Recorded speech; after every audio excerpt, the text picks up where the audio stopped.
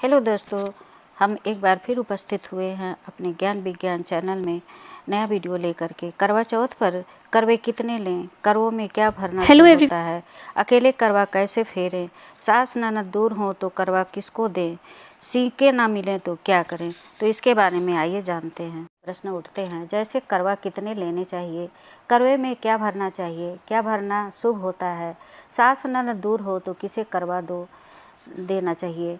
तो इस बारे में बताऊंगी। साथ ही साथ कई जगहों पर करवा बदलने की रिवाज होती है। अकेले पूजा कर रहे हैं तो करवा बदलने का नियम कैसे करें, पुराने करवों का क्या करें, करवों में जो सरई और उरई भरी लगाई जाती है वो कितने लगाने चाहिए और सरई ना मिले तो क्या करना चाहिए, इन सब के बारे में आज हम बताएंगे। तो बने रहिए इस वीडियो में, जिससे आधी अधूरी जानकारी ना मिले तो शास्त्रों के अनुसार जानकारी मैं दूंगी, जो मैंने पढ़ा वही शेयर करूंगी। तो सबसे पहले करवे कितने लेने चाहिए। करवे 2 लेने चाहिए। एक करवे में जल भरते हैं और दूसरे जिससे चंद्र को जल देते हैं, और दूसरे करवे में मिठाई भरते हैं जो सासू माँ को दान कर देते हैं। एक करवा पीतल या अपने सामर्थ्य के अनुसार लेने चाहिए, उसी में हर साल जल भरते हैं, और दूसरी मिट्टी का करवा लेते हैं जिसमें मिठाई भरते हैं और वो दान कर देते हैं। और अगर दोनों करवा मिट्टी के लेने हैं तो हर साल दोनों करवा नए लेने होते हैं। इसके अलावा क्या करना शुभ होता है। चीनी के करवा ज़्यादा शुभ होता है, और चीनी का करवा ना मिले तो ज़्यादा से ज़्यादा मिठाई भर के करवा दान करना चाहिए। अगली चीज़ यह है कि करवों में जल भर के भी दान करना चाहिए। ये जानकारी वामन पुराण में मिलती है। ये भी जानकारी मिलती है कि 13 करवा दान करना चाहिए, इसीलिए करवे में हम 13 बिंदी लगाते हैं। अगली चीज़ है कि जब हम करवे भर लेते हैं और हम सास ननद से दूर पति के साथ सर्विस पर रहते हैं तो क्या करना चाहिए, तो भी मैं बताती हूँ। तो एक करवे में सूखे मेवे भर लें। सारे मेवे और बतासे भी भरे जाते हैं। लोग कहते हैं कि सफ़ेद चीज़ नहीं चढ़ाना चाहिए, पर यह गलत है। ऐसी अफवाहें नहीं फैलानी चाहिए। आपको पता हो कि चंद्रदेव को सफ़ेद चीज़ें ही अर्पित की जाती है। ग्रंथ में लिखा गया है कि चीनी के करवे दान करना चाहिए। जो चीनी के करवे तो सफ़ेद ही होते हैं, पीले तो नहीं होते। मिठाइयाँ ऐसी भरें जो खराब ना हो और 15-20 दिन जो चल जाए। जब कोई जाए तो सासू माँ को भिजवा सकती हैं या खुद जा कर के दे सकती हैं। दूसरी चीज़ ये है कि सास ना हो या विधवा हो तो ऐसे में बड़ी कोई भी जिसकी चरण स्पर्श करती हो उसे दान कर सकती हैं। जैसे बुआ सास हो, जिठानी सास हो, बड़ी सास हो, चाहे ननद बड़ी हो, सभी को आप करवा दान दे सकती हैं। ध्यान रहे कि जिनको आप दे रही हैं वो सुहागन रहे, ज़्यादा अच्छा होता है।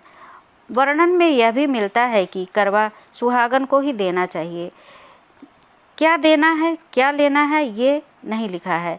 और सबसे अच्छा तरीका यह है कि अगर कोई नहीं है तो आप मंदिर जा गए और पंडित जी को दान दे दें और बोलें कि पंडिताइन जी को ये दे दीजिएगा। ग्रंथों में भी लिखा गया है कि ब्राह्मण को दान करने से बड़ा कोई दान नहीं होता है। और अगर परिस्थिति नहीं बन रही है तो आप आस पड़ोस में किसी भी सुहागन महिला जिनकी चरण स्पर्श आप कर सकती हो उन्हें दे सकती हैं। हाँ, चरण स्पर्श जरूरी होता है। अगला प्रश्न यह है कि करवों में कितनी सीकें लगाई जाती हैं। करवों में 4-4 सीकें लगाई जाती हैं। सरई अथवा उरई लगाने चाहिए, और नहीं मिलता है तो आप करवों में और कोई चीज़ ना लगाएं, क्योंकि सीके जो पानी भरे जाते हैं ना निकले इसलिए लगाए जाते हैं। और प्राकृतिक चीज़ों को बढ़ावा मिले, लोगों को रोजगार मिले, इसलिए धर्म में लिखा गया है। दूसरी चीज़ यह है कि जिस मिट्टी में करवे में जल भर के चंद्रदेव का जल अर्पण किया जाता है उससे पति के हाथ व्रत खोलना चाहिए। तो मैं बताना चाहूँगी कि उससे व्रत ना खोलें। अगर पीतल या कोई और धातु का बर्तन है तो उससे खोलें, वरना गिलास ले जाएं और उससे अपने पति के हाथ से व्रत को खोलें। दूसरी बात यह है कि जो सीके यानी सरई उरई लगाई है उसे पूजा के बाद क्या करना चाहिए, तो बताना चाहूँगी कि उसे किसी गमले में गाड़ दें। धीरे धीरे वो खाद के रूप में बन जाता है।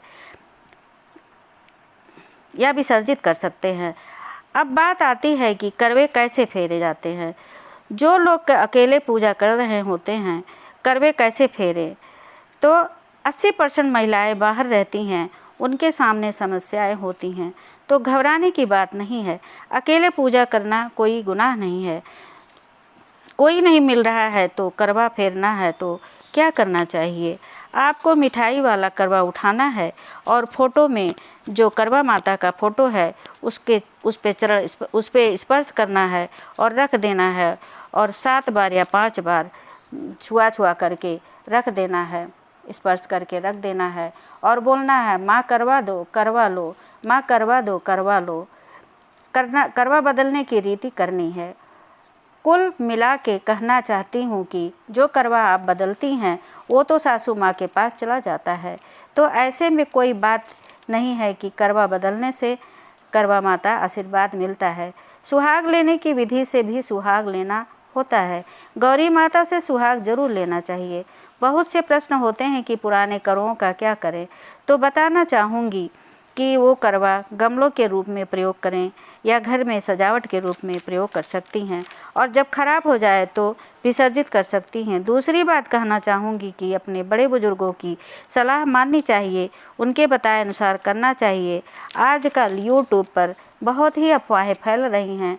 चाकू छुरी नहीं छूना चाहिए लोग कहते हैं, परंतु यह गलत है। अगर चाकू नहीं छुएंगे तो सब्जी कैसे काटेंगे और चीज़ें कैसे करेंगे? तो ये बातें झूठ हैं। और मैं आपको ये बताना चाहूँगी कि अगर आपको पूजा से भय है तो लास्ट में आप माँ से क्षमा याचना कर लें। दूसरा नाम जब भी तो ओम गणेशाय नमः का जाप जरूर करें, और क्षमा याचना में ये 2 आपके पूजा को सफल बनाएंगे। तो वीडियो देखने के लिए बहुत बहुत धन्यवाद। अगला वीडियो फिर लेकर के आएंगे, तब तक के लिए आज्ञा दीजिए और हमारे वीडियो को, हमारे चैनल को लाइक सब्सक्राइब जरूर कर दीजिए, बेल आइकन भी प्रेस कर दीजिए।